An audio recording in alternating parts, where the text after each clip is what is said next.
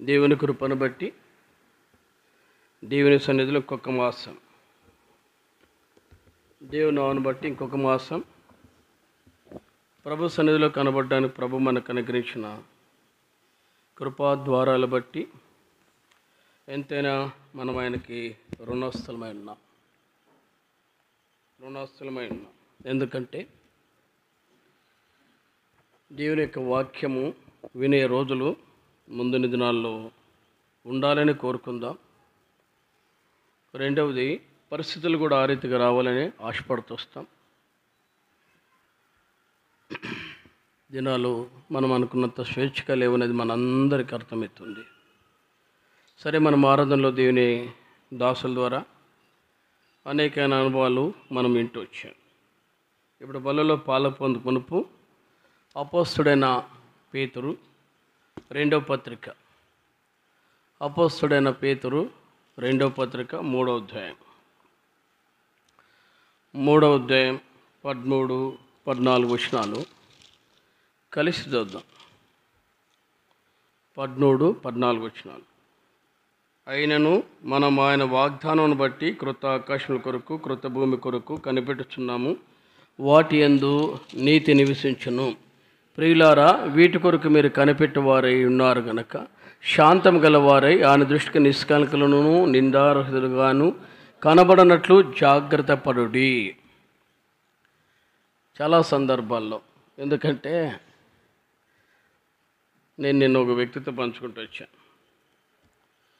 మాట సహోదరుడు అనుకుంటాడు, అన్న కాలం ముగించే రోజులు వచ్చాయి, అసలు లోకమే చెడిపోయింది అన్న, లోకమే పూర్తిగా తీర్పు కప్పజెప్పే రోజులు ఉన్నాయి. అప్పుడు నేను కూడా కొన్ని విషయాలు పంచుకుంటూ వచ్చాను.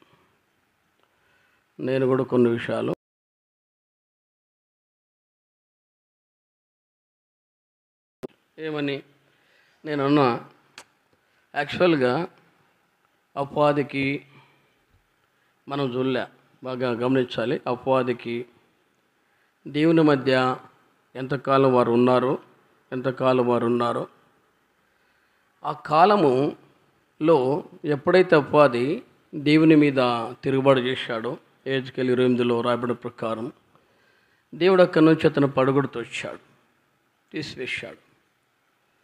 పడగొట్టి ఆ స్థానంలో లేకుండా చేశాడు. అప్పుడు అనిపించింది దేవుడు అసలు చాలాసార్లు ఒక మనిషిని దేవుని పోలికగా పుట్టుట, ఒక మనిషిని దేవుని పోలికగా నిర్మించుట ఎందుకు?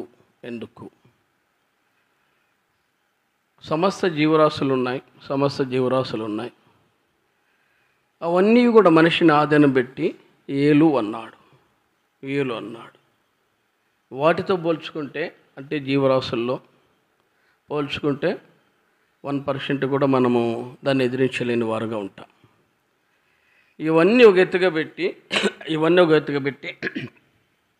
దేవుడు ఆ స్థానంలోని కంటే ఒక దేవుని స్థానంలో మనల్ని కూర్చొండబెట్టి, లేదు ఆ యొక్క గొప్ప స్థానంలో పెట్టాలన్నప్పుడు ఈ లోకంలో మనల్ని ఎందుకు పెట్టాలి? ప్రశ్న, ఈ లోకంలో మనం ఎందుకు పెట్టాలి? డైరెక్ట్గా అనిపించింది, అసలు ఈ లోకంలో పాపము, లేదా ఈ లోకంలో మలినము, లోకాశలో లేకపోతే మనుష్యుడు దాన్ని వెంబడించాడు కదా. ఆయనేమో ఒక మాట అన్నాం, వారి యొక్క రాజ్యస్థాపనల కొరకు మనుషులుగా మన మీద ఈ ప్రభావం పడటం ఎంతవరకు ఇవి ఎదిరించాలంటే ఎంత? 1, 2, మనుషుడు బ్రతికితే ఎన్నేళ్ళు బతుకుతాడు? అబ్బా అంటే మెదశీల 969 సంవత్సరాలు. అది సగటు నరుని ఆయుస్సు గొప్పది. ఆయనకంటే ఇంకొక రోజు బతికినట్లు బైబిల్లో రుజువులు లేవు కూడా. రెండవది, మనుషుడిగా మన బ్రతికెంత?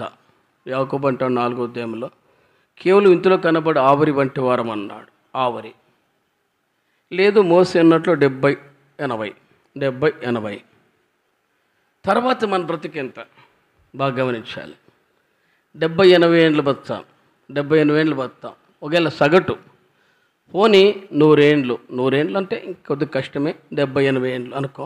ఆ లోకం నేను ఇది గుంటకల్లో పాతిళ్ళు ఎదురంత మళ్ళా కొద్దిగా అది ప్రాబ్లం ఉందంటే సరే ఏదైతేనేమి దానికంతా ఫినిషింగ్ టచ్ చేస్తూ ఉన్నాం. అయిపోయింది నిన్నటికి. ఇంకా ఒకటి పెయింట్ అవుట్ కొట్టాలి. ఇంక వాళ్ళు ఖాళీ చేశారు చెప్పదేయకుండా. సరే ఏదైతేనే మళ్ళీ బాడికి ఏదో ఒకటి చేయాలి కాబట్టి ఊరికి పడగొట్టలేం అని చేస్తున్నప్పుడు ఇద్దరు ఆడపిల్లలు వచ్చారు. నా దగ్గరకు వచ్చి నిలబెట్టారు. పక్కన మేస్త్రి కూడా ఉన్నాడు. సార్ నమస్తే అని చెప్పి చెప్పామంటే, సార్ అసలు మనుషులకు రోగాలు లేకుండా పెడతాం సార్ అన్న. మనుషులు రోగాలు లేకుండా పెడతామంటే నీ వయసు ఎంత? సరే ఎట్లా నువ్వు చెప్పావు?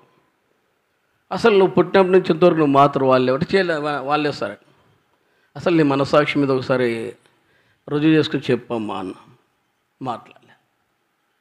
మేము గ్యారంటీ ఇస్తాం సార్, ఈ రోగాలు లేకుండా ఒక ట్రీట్మెంట్ ఇస్తాం, రెయిన్బో అని ఒకటి మెడికల్ ఏర్పాటు చేస్తామని చెప్పి. మంచిదమ్మా, ఫోన్ నెంబర్ ఏంటి ఇస్తే నువ్వు ఇంకా పట్టుకు పెడతావు కానీ నేను వెళ్ళిపోన్నా. అంటే ఏంటంటే మనుషులకు రోగాలు దుఃఖాలు ఉన్నాయి. ఇవన్నిటిని జయిస్తూ బతికితే 78 సంవత్సరాలు.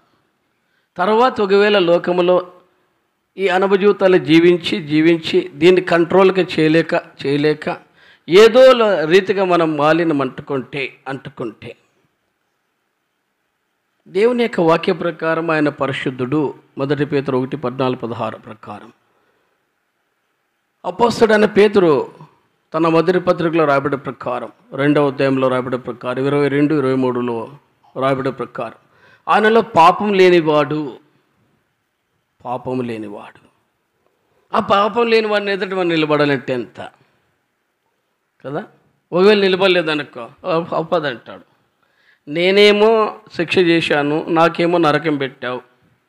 యెషయా 14:14 నుంచి రాయబడే ప్రకారం పాతాళంలో ఒక స్థలం నాకు ఒక నియమించావు. అదే ప్లేస్లోనికి నేను ఆ వ్యక్తిని తీసుకువెళ్ళాను. అతడు అట్లే చేశాడు కదా. నా క్రియలు ఏవైతే ఉన్నాయో, నా లక్షణాలు అయితే ఉన్నాయో ఆ లక్షణాల్లో అవన్నీ ఉన్నాయి కదా. నాకెందుకు అతనికి ఎందుకు అన్నాడు అనుకో. కాబట్టి దేవుని న్యాయవంతుడు. ఆయనలో ఎప్పుడు మాట తప్పుడు ఏ దుష్కారం చేయడు. అర్థమవుతుంది అనుకోండి. ఇవన్నీ చూసినప్పుడు మనుష్యుడు తను తాను కాపాడుకోకపోతే అప్పుడే నిన్న మాట్లాడినప్పుడు వ్యక్తితో చెప్పాం, అయ్యా అసలు మన బతికేది 70-80 సంవత్సరాలు. పోనీ నరకమో లేదా పరలోకమో ఎంత అంటే లిమిట్ లేదు. అంటే మనుషునికి చచ్చిపోయి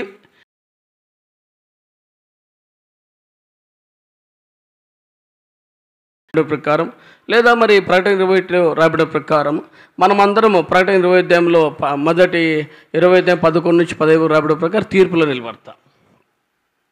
అప్పుడు లెక్క చెప్తాం ఎంతకాలం ఉంటుంది. ఒకవేళ స్వర్గమో లేదా పరలోకమో లేదా నరకమో, యుగాయుగంలో అగ్నియారని పొరుగు చావని ఆస్థానం.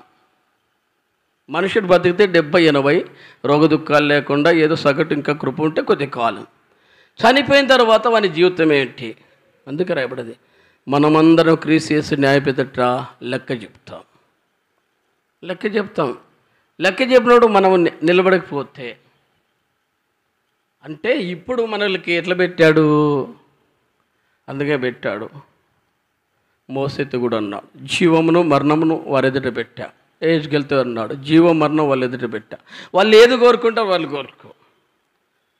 ఇది నెంబర్ 1 పాయింట్. నెంబర్ 2 ఇప్పుడు మనం చూసాం 2వ పేతురు రాసిన పత్రిక మరి 3వ అధ్యాయం 12-13 అంటాడు, అయినను మనం ఆయన వాగ్దానం బట్టి కృత ఆకాశం కొరకు కృత భూమి కొరకు కనిపెట్టుకొనుచున్నాం, వాటి యందు నీతిని విషయించును. ఇంకో ప్రశ్న వస్తాయి. అసలు అంటే మ్యాక్సిమం గమనించాలి. అసలు ఈ లోకములో అంటే నీతో లేదా పాపము అంటే ఇది అంటే మామూలు పాపమే, లేకపోతే ఎవడేం చేయలేడు. కానీ దేవుని రాజ్యములో బాగా గమనిస్తే, దేవుని రాజ్యములో రండి రోమిలికి రాసిన పత్రిక 14వ అధ్యాయం 17వ వచనం. అపోస్తలుడైన పౌలు రోమిలికి రాసిన పత్రిక 14వ అధ్యాయం 17వ వచనం.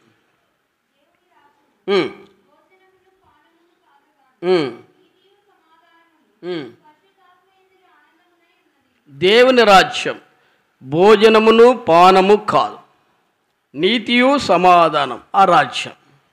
మనం చూసాం, మనకు కూడా ఒక వాగ్దానం ఉంది, ప్రకటన 21, క్రొత్త ఆకాశము క్రొత్త భూమి మనం చూస్తామని.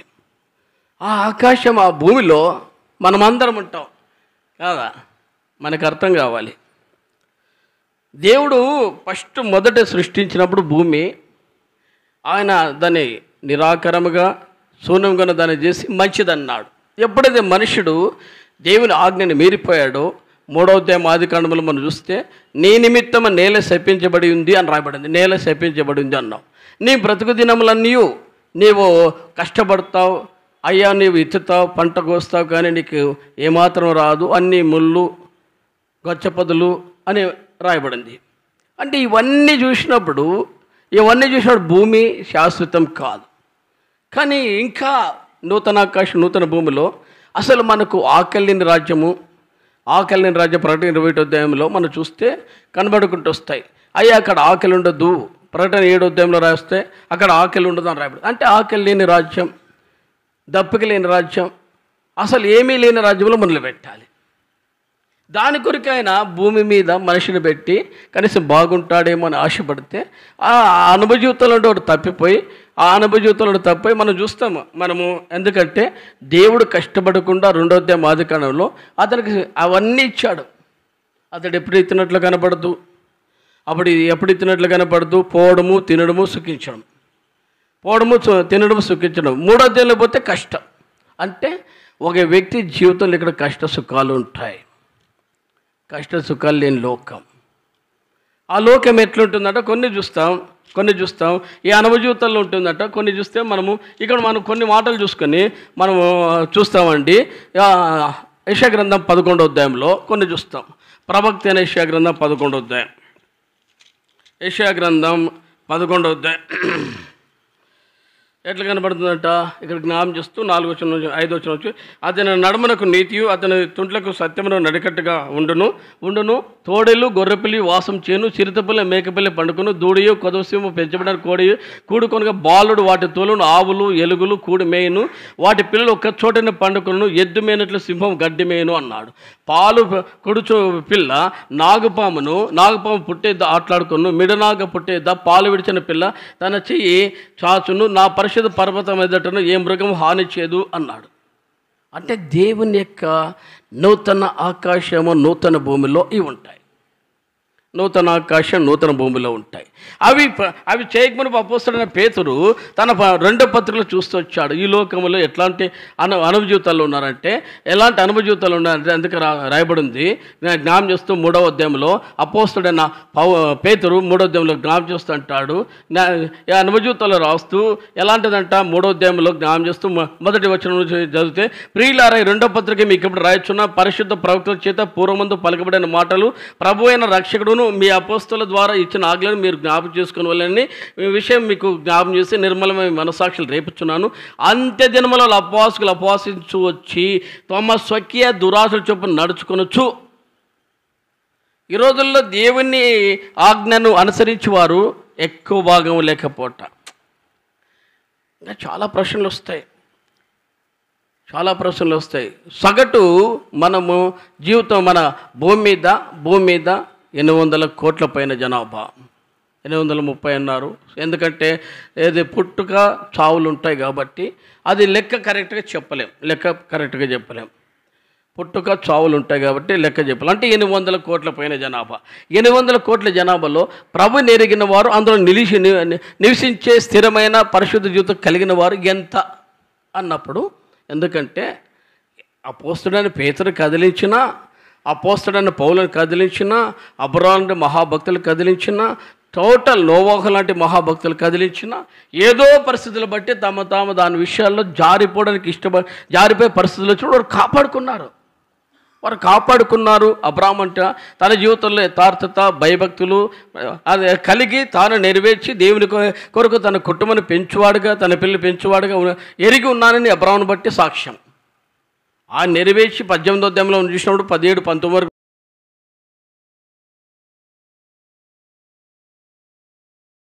తాను నడిచేవాడని రాయబడింది. అంటే భయము, భక్తి కలిగిన కుటుంబం. ఆ కుటుంబంలో కూడా కొన్ని పరిస్థితులు వస్తాయి. తన భార్య అయిన మరి షారాను బట్టి, తన రెండవ భార్య అయిన హాగర్ను బట్టి పరిస్థితులు అతనికి ఎదురు తిరిగినా, అతను దుఃఖం కలిగించినా, ఈ లోక మాలిన్యంలో దిగజారకుండా తాను ఏమాత్రము దానికి మాలిన్యం ఇవ్వకుండా అతను కాపాడుకుంటా. అదే విధంలో ఆదికాండం 17వ అధ్యాయంలో లోతు లాంటి వ్యక్తులు అతని మీద లోక ఆశలు, లోక పరిస్థితులు తీసుకొచ్చినా దాని నుండి జాగ్రత్త కడట. ఆయనకైనా ఉన్నాయి పరిస్థితులు, లేవని చెప్పాం. లోతుకైనా ఉన్నాయి, అంటే అబ్రహాముకైనా ఉన్నాయి, లోతుకైనా ఉన్నాయి, ఎవరికి లేవని చెప్పడానికి అవకాశం లేదు. కానీ ఇక రాయబడింది 3వ అధ్యాయం 3వ వచనంలో, అంత్యదినంలో 2 పేతురు 3:3 అపవాసకులు వచ్చి ఏం చేస్తారంటే జ్ఞాపకం చేస్తూ తమ స్వకీయ దురాశలు అనుసరించి నడుచుకొనొచ్చు. ఈ రోజుల్లో దేవుని యొక్క భయం చూస్తే, ఆదికాండం 20వ అధ్యాయంలో మనం చూస్తే దేవుని భయం లేదని రాయబడుకుంటూ వచ్చింది. 7వ వచనంలో దేవుని యొక్క భయము, దేవుని యొక్క పరిశుద్ధత, అందుకే చూస్తే 11వ వచనం అనుకుంటా, ఆదికాండం 20వ అధ్యాయం 11వ వచనం అనుకుంటా, ఆదికాండం 20వ అధ్యాయం 11లో ఈ స్థలం మీద దేవుని భయం ఏమాత్రము లేదు అన్నాడు. అంటే అబ్రాహాము నివసించే అన్నిల దేశంలో దేవుని భయం లేదంటే పర్వాలే. అతడే అబ్రాహాము యొక్క అడుగుజాడలు చూసినప్పుడు అబీమెలెకు లాంటి వ్యక్తి తాను పరీక్షించుకొని, అయ్యా నీవు నీతిమంతుడు అయ్యా అని చెప్తూ వచ్చాడు. మనము దేవుని పిల్లలుగా భయం లేకపోతే ఎట్లా? కాబట్టి అంత్యదినములు అపవాసులుగా, ఎలాంటి అనుభవ జీవితాలు, అపవాసులు వచ్చి అపహసించుతూ వచ్చి, చాలామంది క్రైస్తవులు కూడా అడిగేది అదే కదా, ఎందుకు దేవుని రాకడ ఆలస్యం? ఇప్పుడు కాదు, 82లోనే నేను భయపడుతూ వచ్చాను. 82లోనే అంటే అప్పటికే ఇంకా రక్షణ మారమనసు లేకపోయినా ఎక్కువ భాగం పుస్తకాలు చదివే అలవాటు నాకుంది. ఇప్పుడు ఈ హెడ్డాకులు బట్టి తర్వాత చదవలేకపోతున్నాం కానీ భక్తుల జీవితాలు, తర్వాత మరి అనేక భక్తుల జీవితాలు, తర్వాత పరిశుద్ధ గ్రంథంకు సంబంధించిన బుక్కులు ఎక్కువ భాగం ఉండేటివి. ఇప్పటికీ ఉన్నాయి. కొన్ని మా పాప వాళ్ళకి సరెండర్ చేసింది, కొన్ని తీసుకున్న వాళ్ళు ఇవ్వలేదు, అంటే ఇచ్చింది. సరే, ఏదైతేనేమి చాలామంది నాతో తీసుకున్న వాళ్ళు ఇవ్వలేదు. కనీసం అంటే ఆత్మీయ జీవితాల్లో చూసినప్పుడు 82లో అనుకున్నా, ఇంకా అయిపోయింది. యేసుప్రభు వారి రెండవ రాకడ దినాలు ఉన్నాయి కాబట్టి మనం జాగ్రత్త పడదాం అని అనుకున్నాం. లోకాశలు కొన్ని వెంబడిస్తూ మాలిన్యం అంటుకున్నా. తర్వాత పరిస్థితులు బట్టి ఒకవేళ ప్రభు యొక్క అప్పటికి పెద్దలు కూడా చెప్పుకుంటూ వచ్చారు, అయిపోయిందిరా మన దినాలు, ప్రభు యొక్క దినాలు వచ్చేసాయి కాబట్టి 2000 లోపలే ప్రభు వస్తాడు, 7 ఏళ్ళ పరిపాలన ఉంటుంది. ఇవన్నీ చూసినప్పుడు తర్వాత మనం సంవత్సరానికి 365 రోజుల్లో 365 రోజులు కానీ ఒకటి వస్తాయి కాబట్టి 4 సంవత్సరాలు ఒకటి, ఇవన్నీ కలిపితే ఇంకా తగ్గుతాయి అని చెప్పే కొద్దీ భయపడ్డాం. మళ్ళీ ఇప్పటివరకు ఇంకా రాలేదే, ఇప్పటివరకు ప్రభు రాలేదే. కారణం ఏంటంటే ఈ దినాల్లో ఒక మనుష్యుడు కూడా నశించకూడదు అని అపోస్తలుడైన పేతురు అదే అన్నాడు.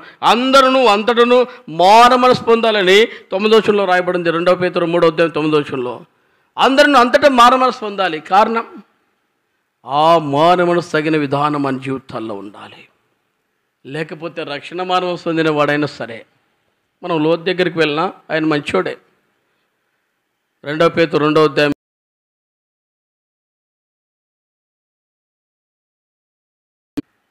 అంటే తన కుటుంబాన్ని కాపాడుకోలేదు. కారణం ఏంటి? ఆ లోకంలో ఆశల కొరకు తాను అలాగే సరెండర్ అయిపోతూ అంటే పట్టుబడిపోతూ వచ్చాడు. ఎప్పుడైతే పట్టుబడుతూ వస్తామో మన జీవితంలో బయటికి రాలేం. చాలా సందర్భాలు ప్రభువుని ఎరిగిన వారిలో నుండి చాలా వస్తాయి వ్యతిరేకతలు. చాలాసార్లు అనుకునే పరిస్థితి ఇంట్లో కూడా వస్తాయి, కుటుంబాల్లో వస్తాయి, దేవుని సేవకుల మధ్య వస్తాయి, సహోదరుల మధ్య వస్తాయి, బంధుప్రీతి వల్ల వస్తాయి. బంధుప్రీతి మరీ కష్టం, చాలా కష్టం. దేవుని సేవకుని ఒక ప్రశ్న అడిగారు. ఏమని? అన్నా, మనము ఆదివారం వివాహాలు పెట్టుకుంటే పోవచ్చా పోకూడదా? పోవచ్చా పోకూడదా? మా బంధువులన్నా పేగుబంధం. ప్రభు సన్నిధి కంటే ఇప్పుడు ప్రభు సన్నిధి గొప్పదా? మళ్ళీ వెళ్ళాలి కదా, వాళ్ళు కూడా పోగొట్టుకోకూడదా కదా? నిజమా కాదా? ఒకటి సత్యం ఇప్పుడు ఆయన ఏం చెప్పాలి? సేవకుడైనా కానీ ఆయనకి బంధువులు ఉంటారు కదా, ఆయన కూడా ఏమన్నా అంటే ఆయనకి బంధువులు ఉంటేనే కదా ఆయన కుటుంబం ఉండేది. భార్య వల్ల, అన్నదమ్ముల వల్ల, ఎవరి వల్ల ఊరుకుంటారు కదా. ఇప్పుడు ఆయన కూడా దాన్ని ఎదుర్కోవాలి కదా, నేనైనా చెప్పాను, నేనైనా ఎదుర్కోవాలి కదా. ప్రభుదినము కంటే ఆదివారం కంటే మరి మేము అది ఇప్పుడు నిన్న ఒక వ్యక్తి అన్నాడు, ఈయన మామూలుగా సామాన్లు అమ్మేవాడు. సార్ ఈ వివాహాలు పెద్దవన్నా సార్, రోజు గ్యాప్ లేకుండా ఉన్నా, నిన్న 5 మందికి వచ్చాం, ఇంకా రేపు దాపు ఇంకో 5 మంది పైన ఉంది. అందరూ పేగబంధమే ఉంటారు. మరి ఇప్పుడు వెళ్ళాలా వద్దా? ప్రభు సన్నిధి గొప్పదే, వాళ్ళు గొప్పది అంటే ఇప్పుడు ఆయన దేవశేఖరుడు చెప్పాడు, అయ్యా నీ వివాహము కంటే ప్రాముఖ్యమైనది నీ వెళ్ళకపోయి వివాహం జరుగుతుంది. వెళ్ళకపోయి వివాహం జరుగుతుంది. 2, నీవు దేవుని ఇంట్లో నీ ఆత్మను ఆర్పుకోకుండా ప్రభు సన్నిధిని నువ్వు అనుభవించక తప్పదు అన్నాడు.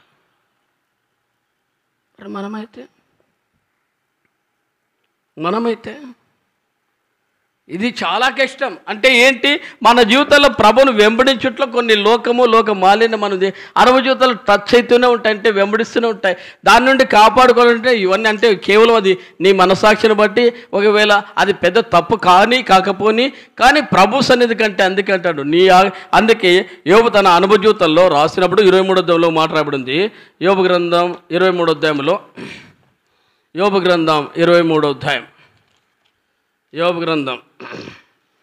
గ్రంథం 23వ అధ్యాయం 12లో అంటాడు, ఆయన పెదవుల ఆజ్ఞ నేను విడిచి తిరగలేదు. ఇప్పుడు సపోజు లూకాసు వార్త 9వ అధ్యాయంలో ప్రభు దగ్గరికి వచ్చారు. అంటే ఎట్లుంటుందంటే ఈ లోకములో నిష్కలంకలుగా అందుకంట 2 పేతురు మరి 3వ అధ్యాయం 14 అంటాడు, ఆయన దృష్టికి నిష్కలంకలుగాను నిందారహితులుగాను ఉండాలి.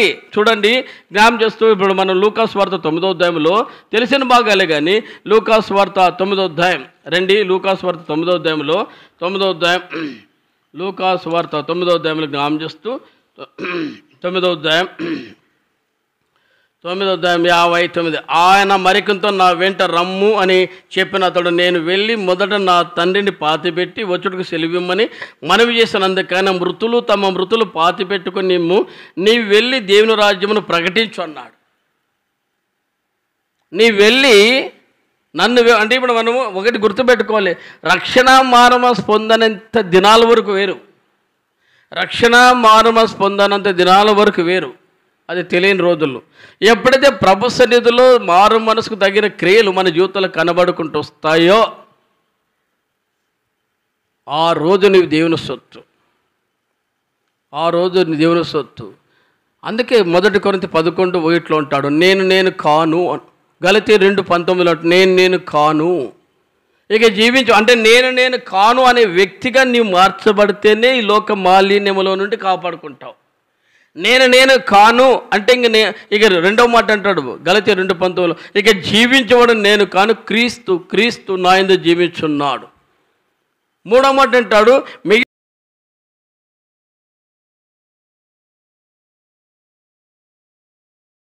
జీవితాలు ఏ విశ్వాసంలో ఏ క్రియల్లో వస్తాయో అతడు, అందుకే యోబు 23లో రాయబడిన ప్రకారము మరి 12లో రాయబడిన ప్రకారం ఆయన ఆజ్ఞను అనుసరించి నేను ఎన్నడూ తిరగలేదు. అంటే మన జీవితాల్లో ప్రభు కొరకు నిలిచి ఉండే జీవితాల్లో ఇప్పుడు చూస్తాం. లూకాసు వార్త 9:59 మనం చూసిన ప్రకారము ఆయన ఎదుటికి వచ్చి మరి కూడా నా వెంట రమ్మని చెప్పిన అతడు, నేను వెళ్ళి మొదట నా తండ్రి పాతిపెట్టుకు వచ్చేటకు సెలవి. అంటే ఏంటి? ప్రభుని వెంబడిస్తావా అంటే నీవెవరిని వెంబడిస్తావు ఈ రోజుల్లో?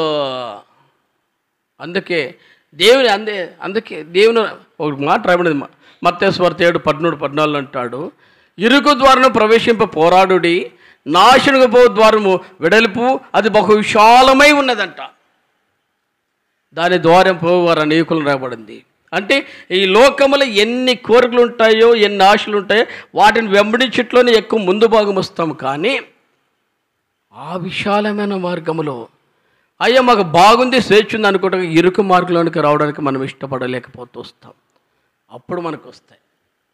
ఎందుకంటే ఇప్పుడు మళ్ళా జ్ఞానం చేస్తాం, దేవుడు ఒక నూతన ఆకాశం, నూతన భూమిని సృష్టించమనుపు దేవుని యొక్క ఆశల్లో మొదటి దాంట్లో తను ఉంటాడనుకున్నాడు. కానీ ఎప్పుడైతే అపవాది చేత పట్టబడి మత్తయి సువార్త 4వ అధ్యాయంలో చూసినప్పుడు అంటాడు, ఈ లోకము దాని మహిమ అది నాకు అనుగ్రహించబడింది అన్నాడు. చూస్తే మంచిది మత్తయి సువార్త 4వ అధ్యాయంలో, మత్తయి సువార్త 4వ అధ్యాయంలో జ్ఞానం చేస్తూ 8వ వచనంలో ఉంటాడు, అపవాది మిగిలి ఎత్తైన కొండ మీదకి ఆయన తోడుకొని పోయి ఈ లోక రాజ్యంలో ఆయన వాటి మహిమను ఆయనకు చూపి నాకు సాగిలపడి నమస్కారం చేసిన వీటన్నిటి నీకు ఇచ్చేదు అన్నాడు. ఏంటంటే ఈ లోక రాజ్యములన్నిటినీ ఆయనకు వాటి మహిమను ఆయనకు చూపి ఇంకా జ్ఞానం చేస్తే లూకాసు వార్తలో కూడా 4వ అధ్యాయంలో ఇంకా క్లియరెన్స్కి ఇస్తూ వస్తాడు. లూకాసు వార్త 4వ అధ్యాయం, లూకాసు వార్త 4వ అధ్యాయం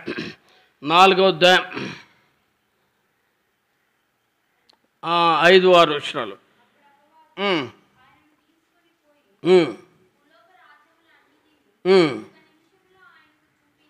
ఒక్క నిమిషంలో ఆయన చూపించి అది ఎవరికంట అపవాది చేత అనుగ్రహింపబడి ఉంది. అర్థమవుతుందా? ఈ లోకము దాని అందుకే అంటాడు 5వ వచనంలో అంటాడు, అపవాది ఆయన తీసుకుని పోయి భూలోక రాజ్యంలో అంటే ఆయన ఒక్క నిమిషాలను చూపి ఈ అధికారం అంతా ఈ రాజ్యంలో మహిమ నీకు ఇత్తును, అది నాకు అప్పగింపబడితే ఆ దేవునికి నేను ఇయ్యకూడదును వానికి ఇస్తా. ఎవరికి ఇస్తాను వానికి ఇస్తా కదా. మనకు అర్థమైతే 70, 60, 50 లేదా 90, 100 అనే ఈ వయసులో జాగ్రత్త పడతాం. లేదంటే ఇప్పుడు ఏంటి వస్తుంది, ఈ లోక మహిమను. అందుకే 5వ వచనము మరి మత్తయి లూకా 4:5లో 5-6లో రాయడం ప్రకారము వాటి మహిమను ఒక్క నిమిషంలో చూపించి ఈ అధికారము వాటి ఈ రాజ్య మహిమలు నీకు ఇస్తా ఒక్క నిమిషంలో ప్రభు చూపెట్టాడు. అన్నీ అంటే ఆయన ఆత్మస్వరూపి కాబట్టి అవన్నీ చూశాడు ఒక్క నిమిషంలోనే. అందుకే యోహాను సువార్త 6వ అధ్యాయంలో చూస్తే ఆయన రాజుగా చేయడానికి కూడా పూనుకున్నారు. 13-14 వచనాల్లో ఆయన రాజుగా చూడడానికి కూడా పూనుకున్నారు. అంటే రాజ్యం వైపు చూసి. అందుకే యోహాను సువార్త 18వ అధ్యాయంలో కూడా జ్ఞాపిస్తున్నప్పుడు పొంతి పిల్లదట ప్రభు కూడా ఇచ్చిన సాక్షి ఏంటంటే, అయ్యా ఈ రాజ్యం నాకు సంబంధించింది కాదు, ఈ రాజ్యం చూస్తే మంచిది, ఇవన్నీ కొద్దిగా కనపడితే బాగుంటుంది. యోహాను సువార్త 18వ అధ్యాయంలో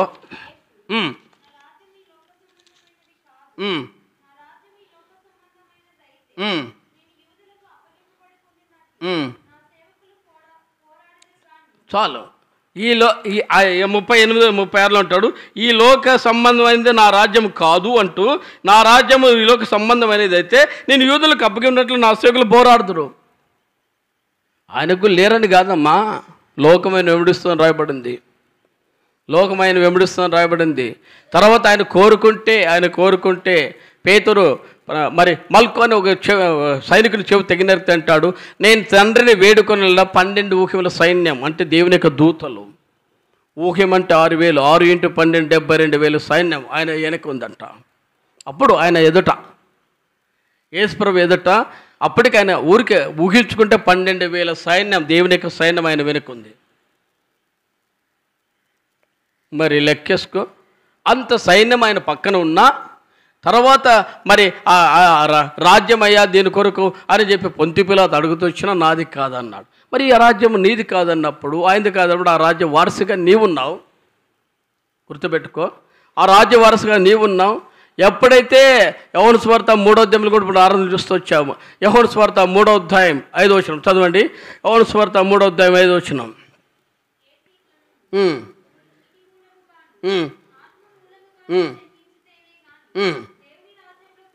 ఇప్పుడు ఏంటంటే ఒకటి నీటి మూలంగాను ఆత్మ మూలంగా జన్మిస్తేనే వాడు దేవుని రాజ్యంలోకి వస్తాడు. అంటే ఆ రాజ్యంలోకి ఇప్పుడు నీటి మూలంగా, బాప్తిస్మ మూలంగా, మరి రోమిలకు రాసిన పత్రిక 6వ అధ్యాయంలో నీటికి ఇస్తూ వస్తాడు. ఎప్పుడైతే ఒక వ్యక్తి పాపక్షమ నిమిత్తము పశ్చాత్తాప నిమిత్తం బాప్తిస్మ తీసుకుంటాడు, ఆ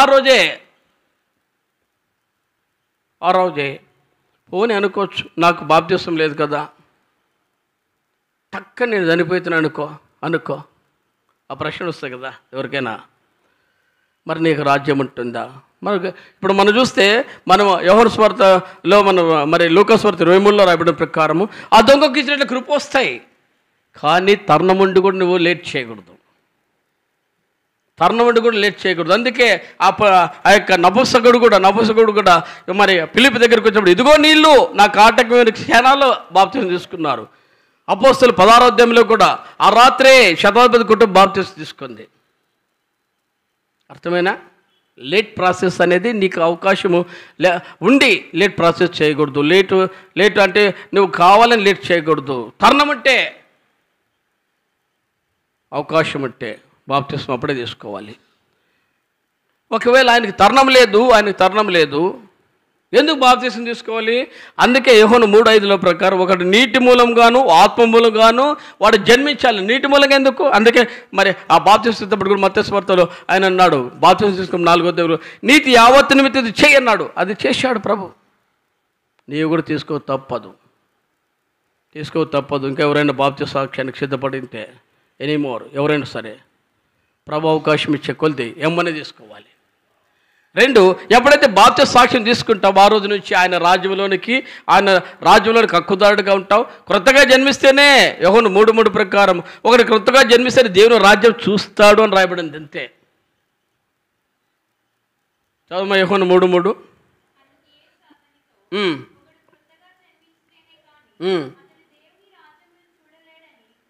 అంటే వాడు ఏంటంటే జన్మిస్తే దేవుని రాజ్యం చూస్తాడు.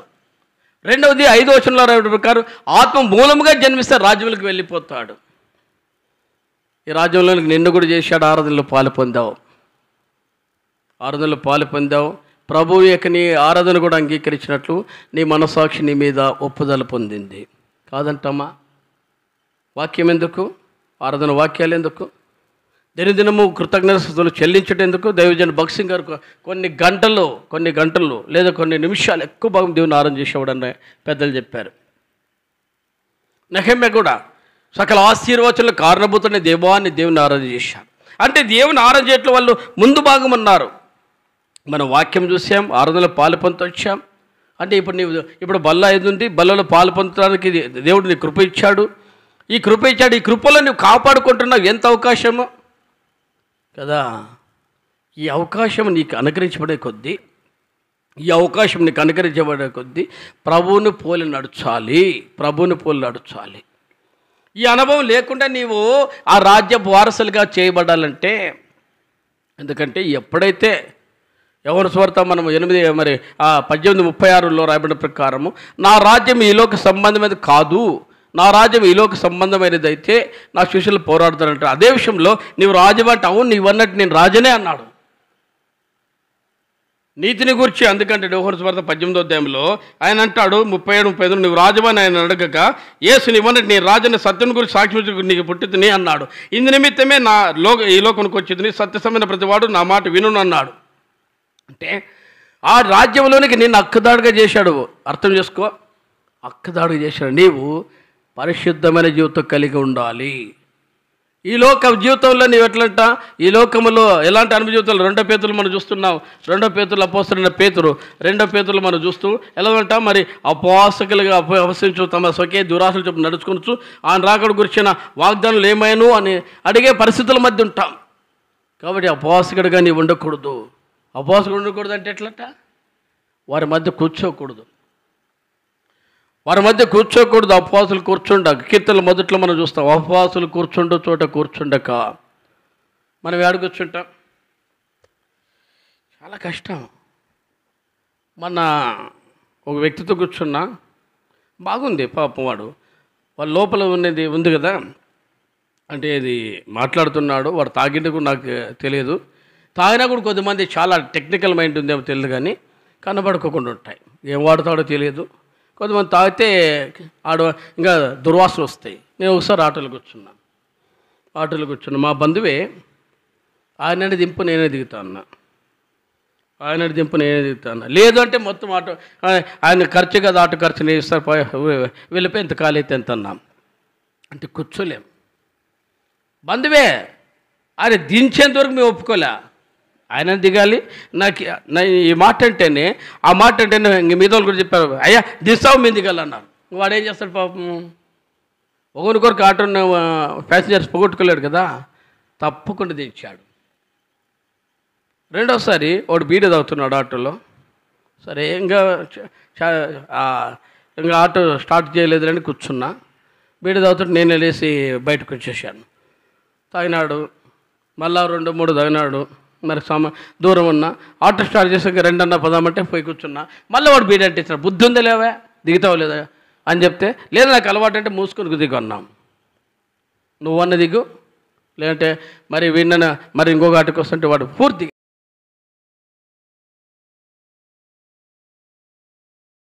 ప్రభు ఎదుట మన పరిశుద్ధత కాపాడుకోకపోతే ఎట్లా? గుర్తుపెట్టుకోవాలమ్మా ఈ మధ్యాహ్న పిల్ల. అందుకే నిష్కలంకులను నిర్దోషులుగా మనం కనబడాలి. అయినదట అప్పుడే మన పరలోక రాజ్యంలోకి వెళ్ళేది, ఊరికే కాదు. ఆ కృతాకాశం కృత భూమి అందులో నీతి నివసించును, అందులో ఏమాత్రం కూడా. మీరు చదువుకోండి, ఇప్పుడే మనం ఆరాధనలు కూడా చూస్తూ వచ్చాం. దానియేలు గ్రంథం 2వ అధ్యాయంలో శాశ్వతమైన రాజ్యము. అసలు ఆ రాజ్యంలో నీకు హక్కుదాడుగా పెడితే కాదు, ఎప్పుడు కూడా అసలు నీకు దుఃఖం ఉండదు, కన్నీరు ఉండదు, ఏడ్పు ఉండదు, ఏమాత్రం లేకుండా ఆయన రాజ్యంలో ఆయన ఇంకా అక్కడ అసలు అపవాదికే తావు లేని రాజ్యంలో పెడతాడు. అపవాదికి తావు ఉండదు, సదా ఆయనతో ఉంటాం. అందుకే అపోస్తలుడైన పౌలు తెస్సలోనికీ 4వ అధ్యాయంలో ఆఖరి వచనంలో అంటాడు, సదాకాలం ఆయనతో కూడా ఉంటాము, ఆయనతో ఉంటాం సదాకాలం. అంటే ఆయన ఎట్లుంటాడో మొదటి యోహాను పత్రిక 3వ అధ్యాయంలో రాస్తాడు. ఆయన వలె మనం పోలి ఉంటాం. 4వ అధ్యాయం 17 కూడా రాస్తాడు, ఆయనను పోలి ఉంటాం. అంటే ఆయన వలె ఉంటాం, ఆయన పోలి ఉంటాం. అందుకే పరమగీతాలు 5:9-10 అంటాడు, నా ప్రియుడు ధవలవర్ణుడు రత్నవర్ణుడు 10,000 అతని కాంక్షణీయుడు. 10,000 మందిలో అతనికి గుర్తింపు వచ్చినట్టే.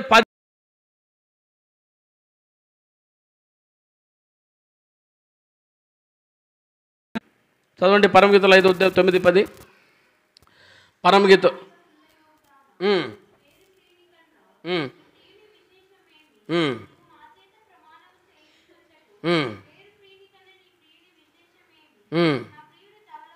ధవలవర్ణుడు రత్నవర్ణుడు. ఇప్పుడు ఎట్లా అంటే ఎట్లుంటుంది, 10,000 మంది అదే పోలికలు ఉన్నట్లు ప్రభువు కూడా, కానీ ప్రత్యేకమైన వాడు కాబట్టి ఆయన స్థానం వేరు. అర్థమవుతుందా? ఆయన వల్లే ఉంటాం. చదవండి మొదటి యోహాను పత్రిక 4వ అధ్యాయం 17వ వచనంలో. మొదటి యోహాను పత్రిక 4వ అధ్యాయం 17వ వచనంలో. మొదటి యోహాను పత్రిక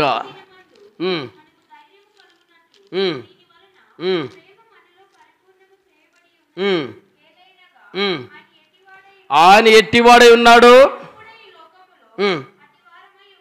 అట్టివారం. ఈ లోకంలో మనం అట్టివారు కంటే ఆయన ఎట్లున్నాడో అట్లుండాలంట. అందుకంటాడు అపోస్తలుడైన పౌలు, మీరు విలువ పెట్టి కొనబడిన వారయ్యా, మీరు మీ సొత్తు కారు.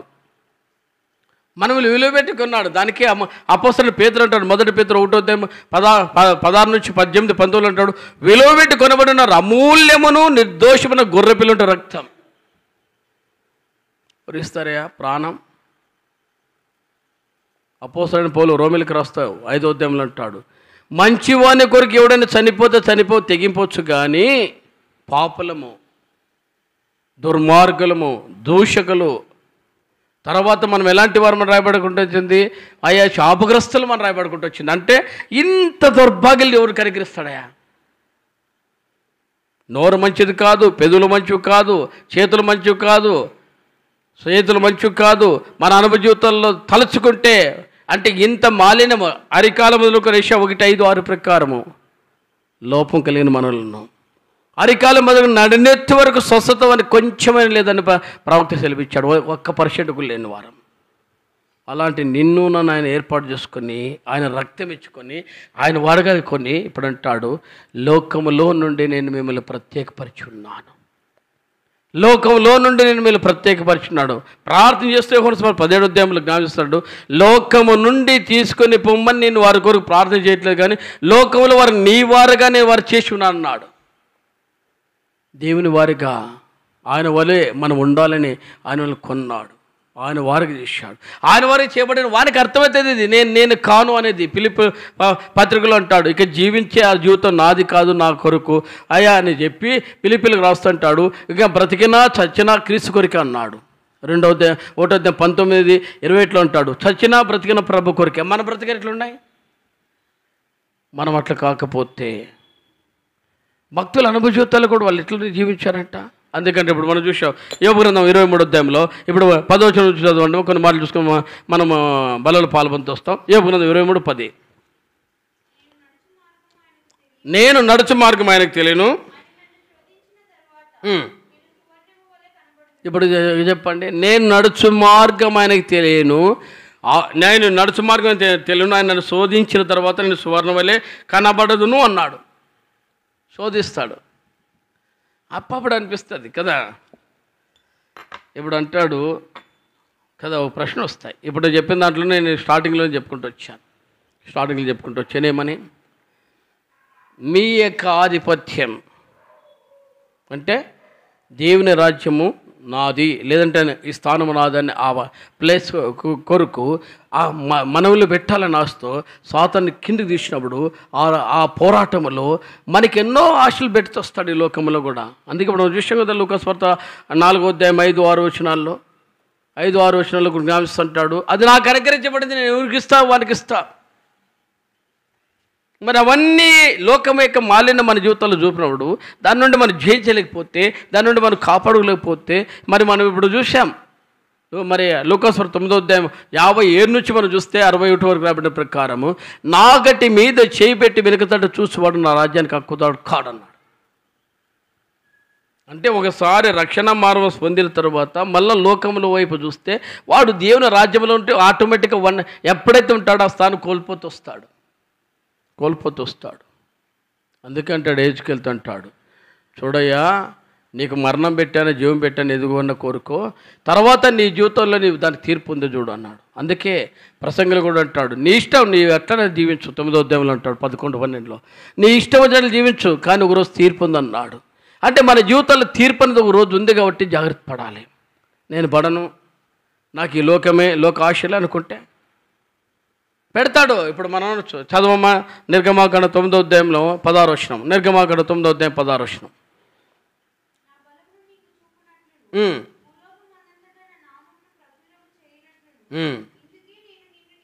అంటే ఎందుకంటే సాతాను ఎందుకంటే నా బలం చూపుతా, నీవేవైతే విర్రవీగితో వచ్చావో ఆ స్థానం మనుషులకి ఇస్తా, నేను పడగొడతా, ఒక రోజు నేను అసలు లేకుండా చేస్తా. 2వ తెస్సలోనికీయులకు రాసిన పత్రిక 2వ అధ్యాయంలో అంటాడు, ఆయన నోటి ఊపిరి చేత లయం చేస్తాడు. నోటి ఊపిరి చేత అంటే లేకుండా చేస్తాడు. అప్పుడు లేకుండా చేస్తే ఆ రాజ్యంలో దేవుని రాజ్యంలోనికి మనం హక్కుదారులు కావాలంటే ఒకవేళ మనం ఆయన ఆ అనుభవంలోకి వెళ్ళిపోతే మనం నిత్య నాశనుడికి వెళ్ళిపోతూ వస్తాం. ఆ రాజ్యంలో వచ్చిన హక్కు కోల్పోతూ వస్తాం. కాబట్టి ఈ లోక మాలిన్యం. అందుకే అంటాడు 10వ వచనంలో అంటాడు 23:10, ఆయనను శోధించిన తర్వాత నేను సువర్ణం వలె కనబడుతున్నా. ఆయనకు శోధన లేవా? యాకోబు పత్రిక 5వ అధ్యాయం 11వ వచనం. అపోస్తలుడైన యాకోబు 5వ అధ్యాయం 11వ వచనం. అపోస్తలుడైన యాకోబు 5వ అధ్యాయం 11 చదవండి.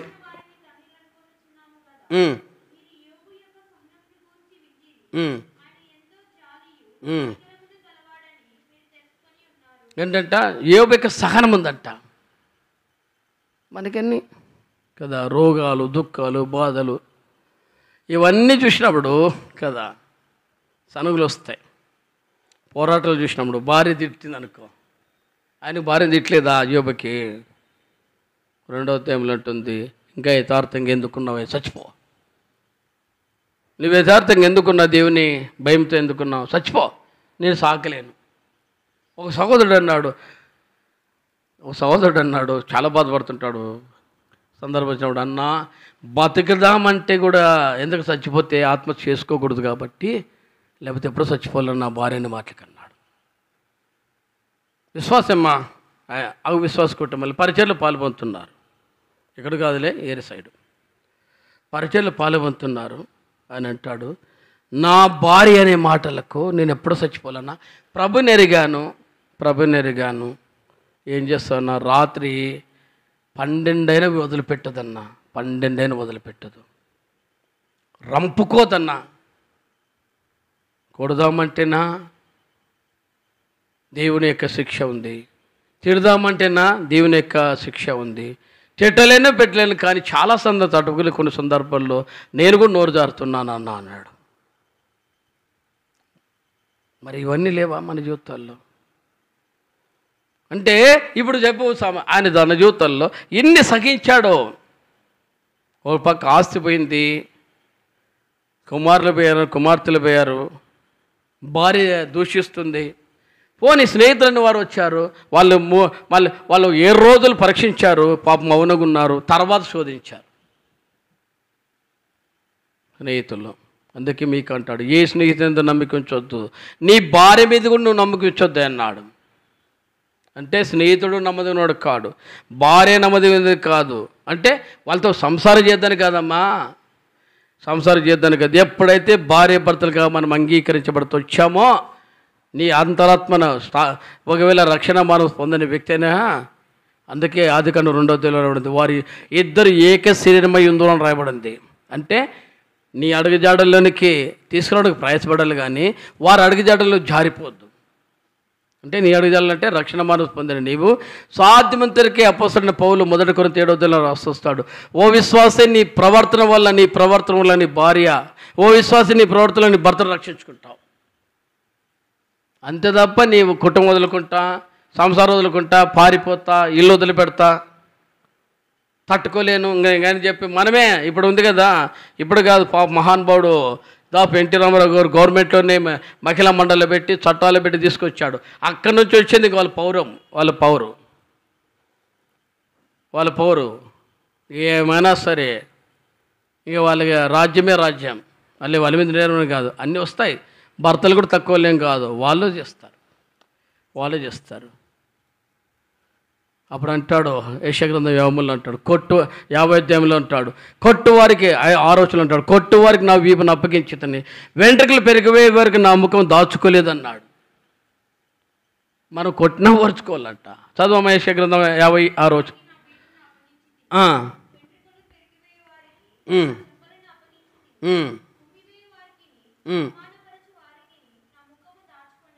ప్రభుకే పడ్డాయమ్మా. నువ్వు తిట్టొద్దు. ఒకవేళ తిట్టేవాడే దొరికాడు అనుకో, భరించాల. ఈడైనా సరే బోత్ సైడ్ రెండు పక్కలు వస్తాయి. అంటే భార్య భర్తల మధ్య అనుసంబంధం అనేది ఆత్మీయ జీవితాలకు కట్టుబడాలి. అబ్రహాము దగ్గరికి వెళ్దాం. ఆమె చెప్పింది 16వ అధ్యాయం ఆదికాండంలో, నాకు దేవుడు పిల్లలు లేకుండా చేశాడు, ఎదుగో నా దాసుంది, మన భాషలో పోతే బాగుంది, చేసుకోనింది. ఆయన కూడా ఎన్నేళ్ళని చూస్తాడు, అప్పటికే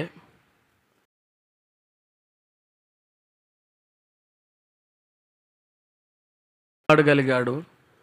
16వ అధ్యాయంలో చూస్తే అప్పటికే ఆమె ఎప్పుడైతే ప్రెగ్నెన్సీ అంటే నేను నిర్మలసం తెలుసుకుందో, అప్పుడే ఆమెను శోధించడం మొదలుపెట్టింది. అప్పుడు అంటుంది, అయ్యా ఇది నాకు, నేను భరించిన దాన్ని వెళ్ళిపో.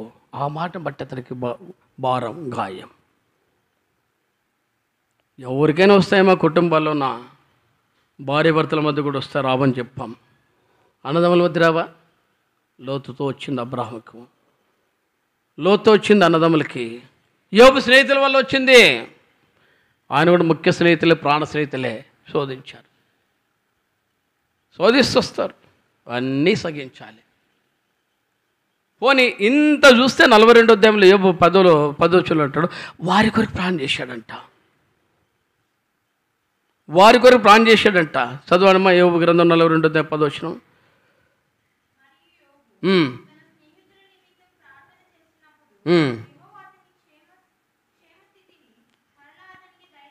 ఏంటంట? దూషించే వరకు ప్రాణం చేయట.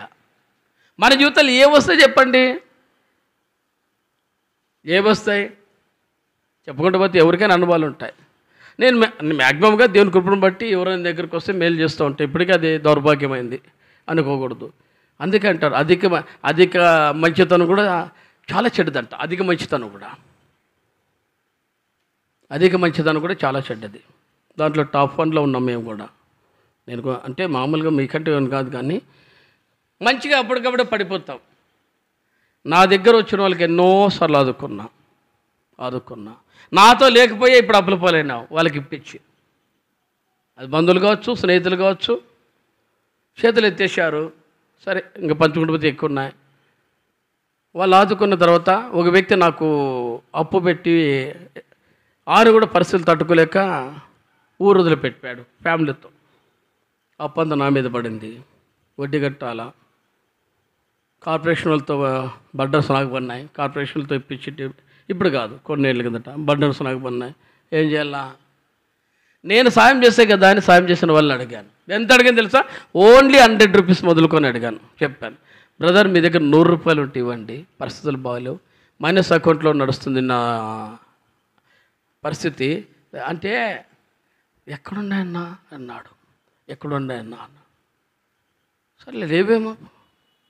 అందుకే స్వామి మరి మొదటి సమయాలు 16 రాబడింది, నువ్వు పైరూపం చూస్తావయ్యా, పైరూపం చూస్తావు, నేను వాడిని ఆంతరం చూస్తా. అప్పుడు అర్థమైతే వచ్చింది. మొదటి సమయాలు 16 అంటాడు, నువ్వు వాడిని పైరూపం చూస్తున్నావు, నేను వాడిని ఆంతరం చూస్తా. కానీ నేను ఎవరికైతే చెప్పానో ఆ రోజుల్లోనే ఎప్పుడు తెలుసా?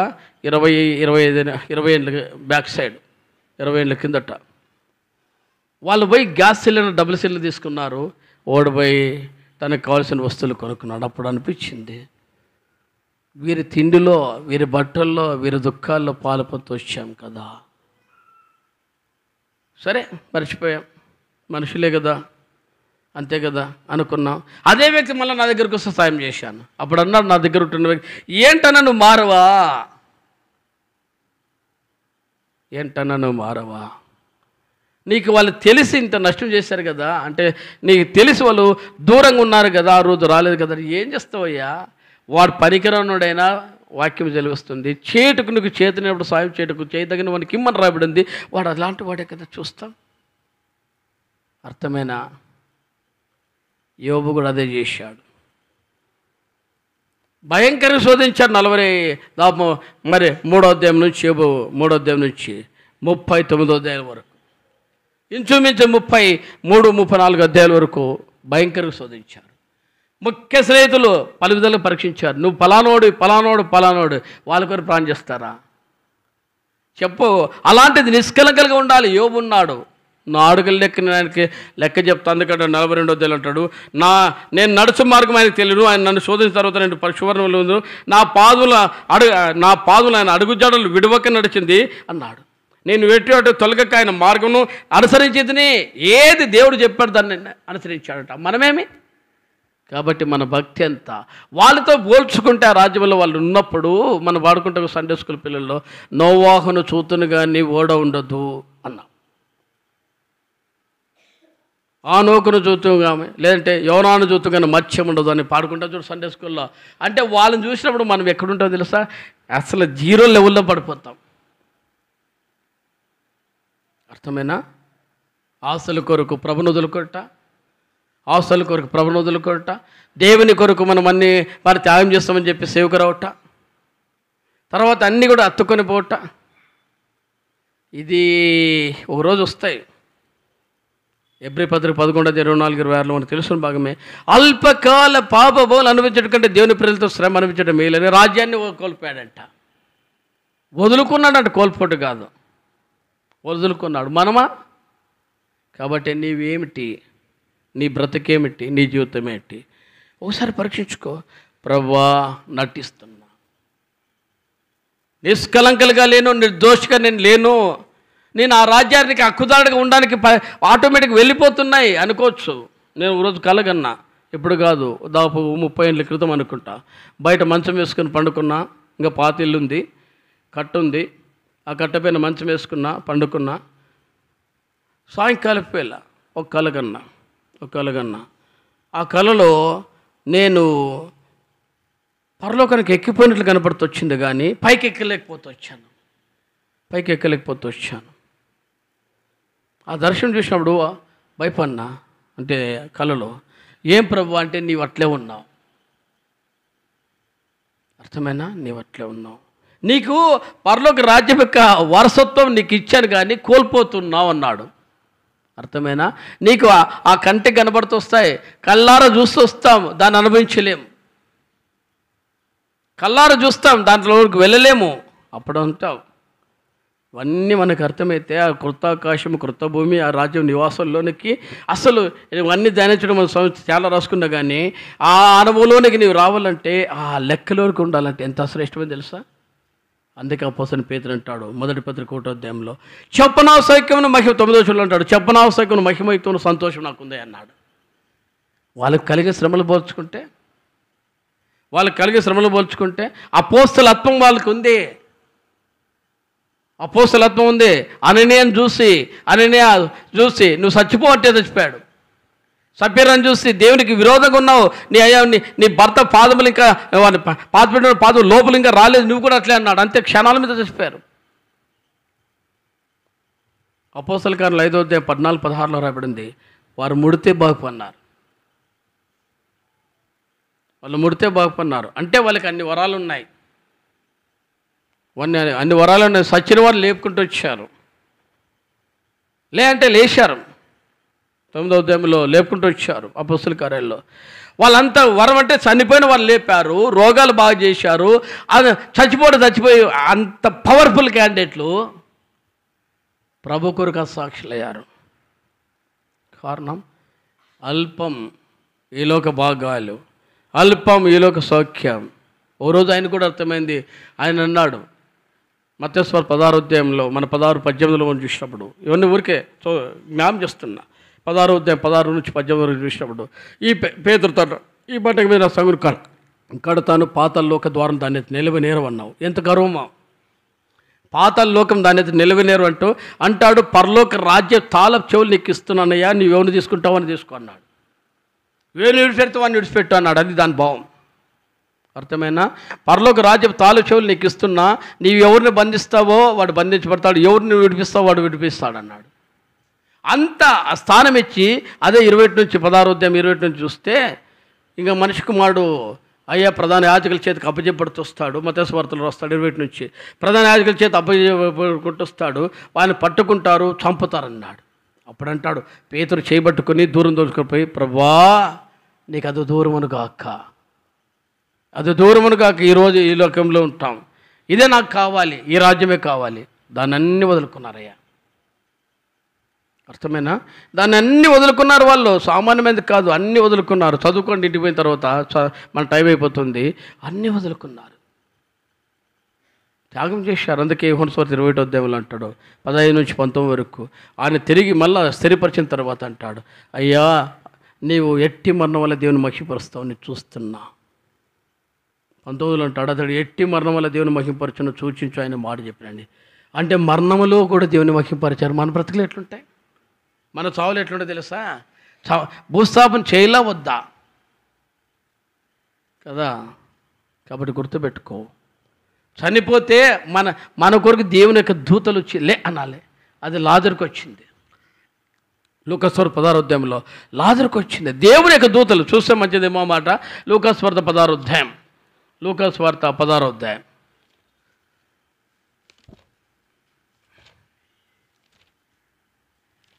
లూకాసు వార్త 16వ అధ్యాయం 22.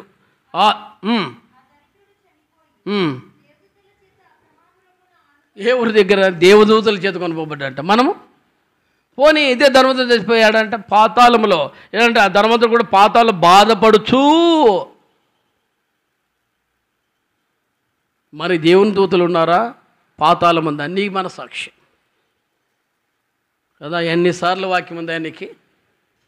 మీకు అనుగ్రహించబడిన గ్రేస్ పీరియడ్ అంటే కృపాకాలం, మీకు అనుగ్రహించబడిన వాక్యం డైరెక్ట్గా చెప్పగలము.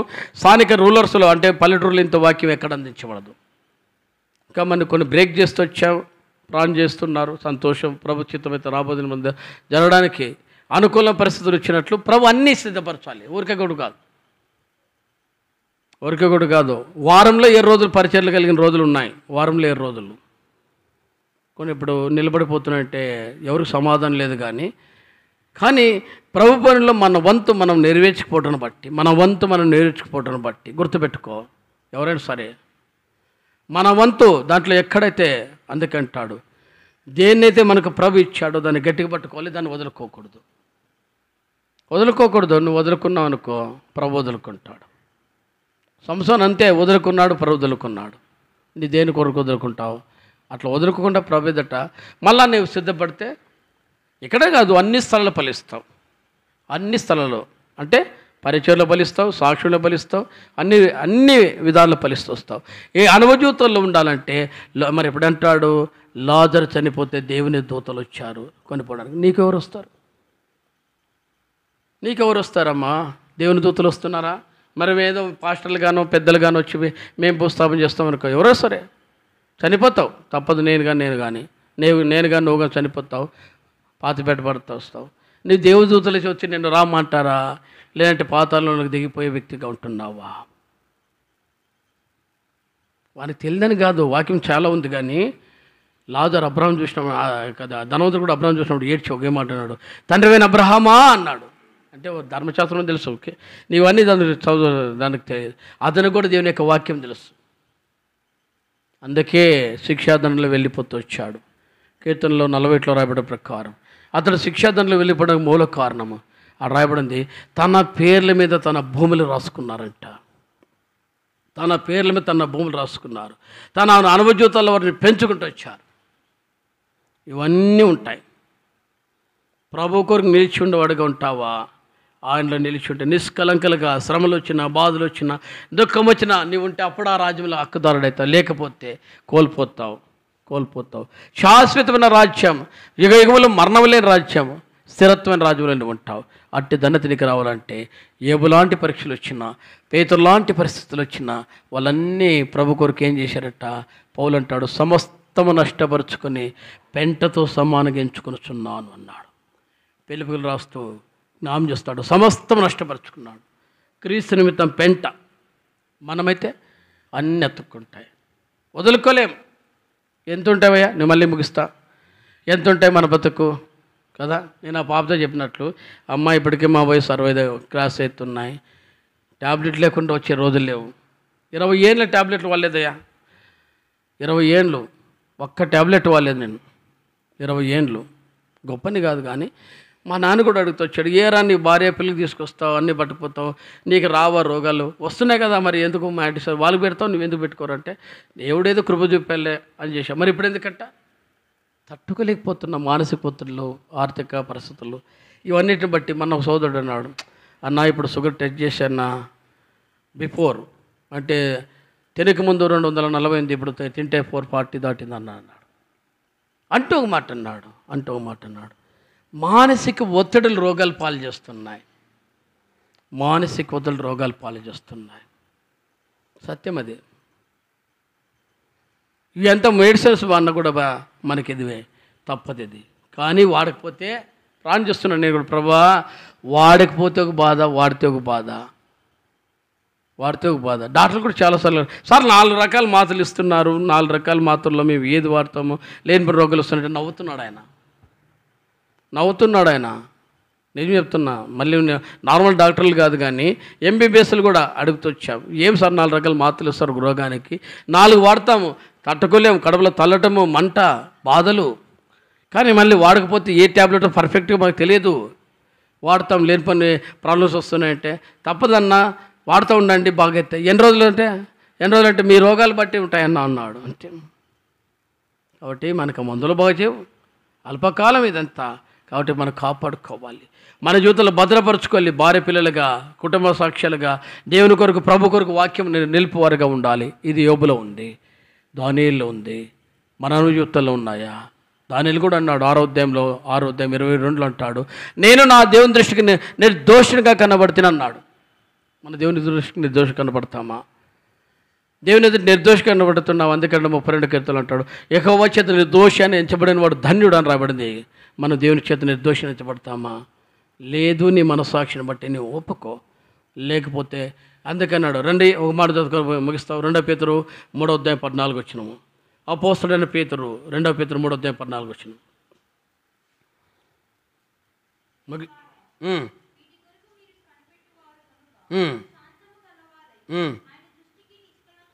నిష్కలంకలుగాను నిందారహితులుగాను ఉండాలి.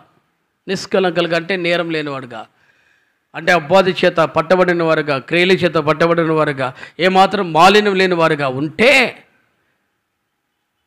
నిష్కలంకలుగాను నిందరాహితులుగాను మనం అంటే ఆయన దట మనము వాడబారని కిరీటం పొందుతాం, మహిమా కిరీటం పొందుతాం, జీవ కిరీటం పొందుతాం. అందుకే ప్రకటన 2:10 అంటాడు, మరణం వరకు నమ్మకంగా ఉండయ్యా, నేను నీకు జీవ కిరీటం ఇస్తా.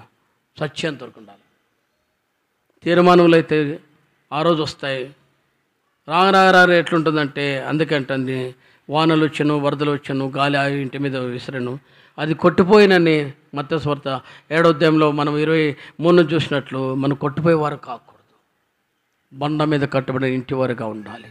అట్టివారిగా ఉంటేనే నిలబడతాం, లేదంటే కొట్టుకొని పోతాం. ఒకరోజు ఏమీ లేకుండా ఒకరోజు అటే మరి మత్తయి లూకా సువార్త 16వ అధ్యాయం 25లో రాయబడిన ప్రకారము మనం కూడా పాతాళంలోకి దిగిపోతూ వస్తాం. అక్కడ ఏడుపు పళ్ళు కొరకట ఉంటాయి.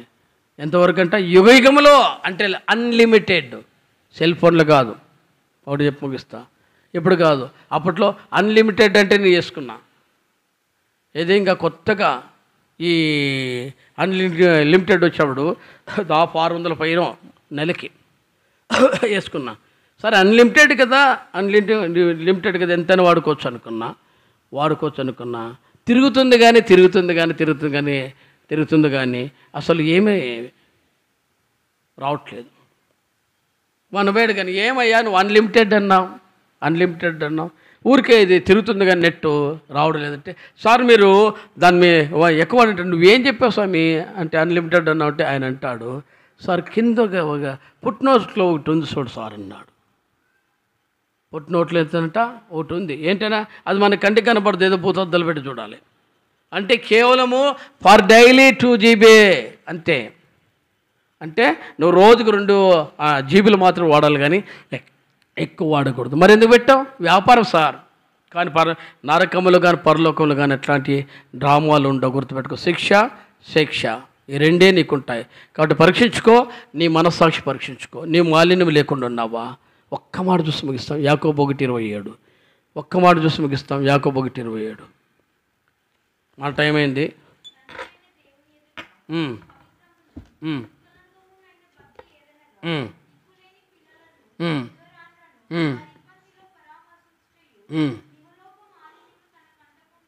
ఆఖరి మాట, ఇహలోక మాలిన మనకు అంటకుండా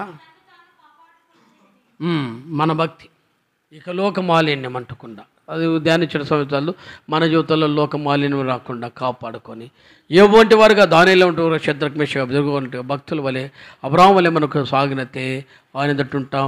వారితో కలిసి ఆ లాజరు ఎట్లయితే తండ్రిన అబ్రహాము ఎదుట మరి ఆయన ప్రతిఫలం పొందాడో అట్టి అనుభవంలోకి వచ్చినట్లు, ఏ పరిస్థితి వచ్చినా నా అడుగులు లెక్క ఆయనకు చెప్తాను అన్న అనుభవంలోకి మనం వచ్చినట్లు ప్రభు స్థిరపరిచి మనల్ని కాపాడుగా దేశాల నుంచి ప్రాణం చేస్తూ వస్తాం. పరీక్షించుకుంటూ ప్రభువులో పాల్పొందుతూ వస్తాం. ఏ విషయంలో తప్పుదల చేస్తూ వచ్చామో వాటిని బట్టి ఒప్పుకోండి. ప్రభువానికి క్షమాపణ కోరు, దేవుడు నిన్ను ఆశీర్వదిస్తూ వస్తాడు, నిన్ను దీవిస్తూ వస్తాడు. ప్రార్థన చేస్తూ వస్తాం.